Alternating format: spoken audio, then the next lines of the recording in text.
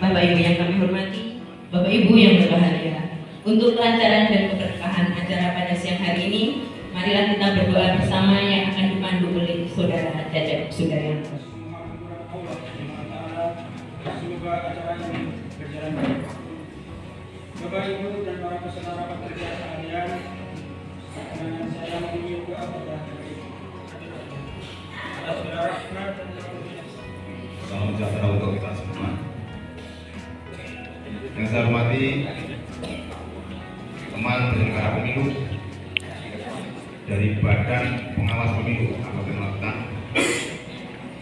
Yang saya hormati TNI Polri yang telah hadir pada kesempatan kali ini.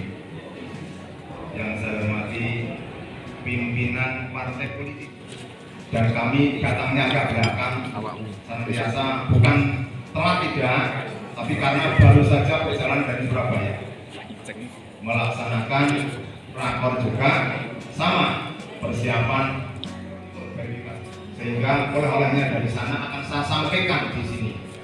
Namun secara jelas nanti akan ada teman-teman saya yang menyampaikan tentang bagaimana teknisnya pelaksanaan verifikasi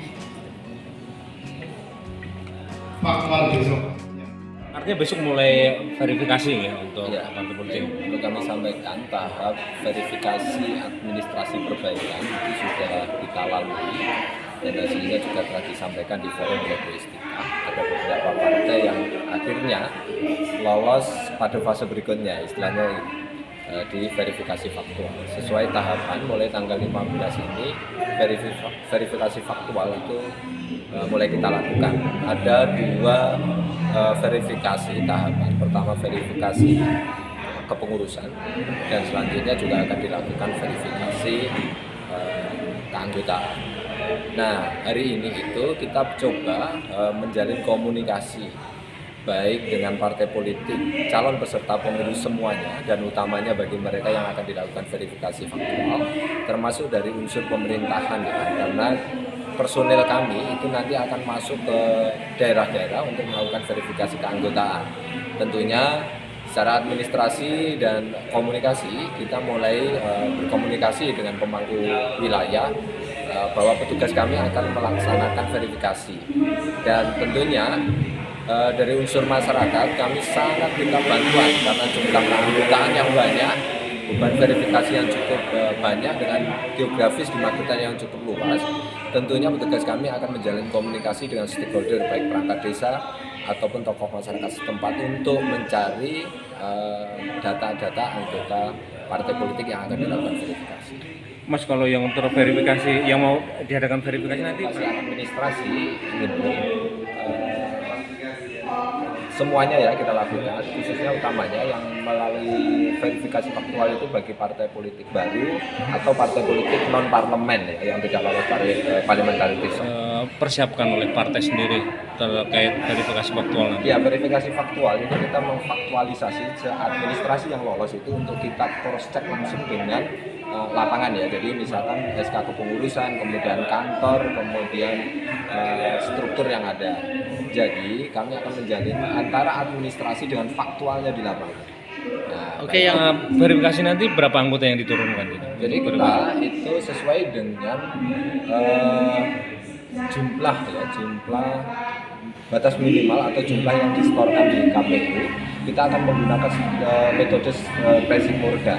Tentunya ini tidak bisa, kemudian masing-masing partai itu akan berbeda karena statistik ini akan menentukan variabel kelipatan ataupun yang lain yang akan dilakukan. Dan metode ini diyakini oleh secara keilmuan itu akan lebih komprehensif untuk mewakili proses verifikasi. Kabupaten Magetan, Sekretariat KPU Kabupaten dan yang saya hormati pula para undangan, Bapak Ibu Camat ataupun yang mewakili, teman-teman ketua parpol ataupun yang mewakili, Bapak dari Kapolres, dari Polres, Kodim dan ofisial-ofisial yang lain yang berkenan hadir pada siang hari.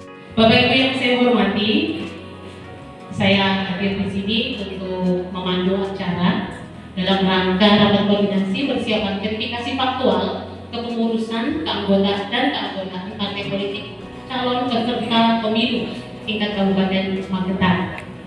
Sepertinya tanggal 14 Oktober hari Jumat ini memang betul-betul hari baik mungkin ya Pak kalau dipakai untuk nikahan atau apa gitu.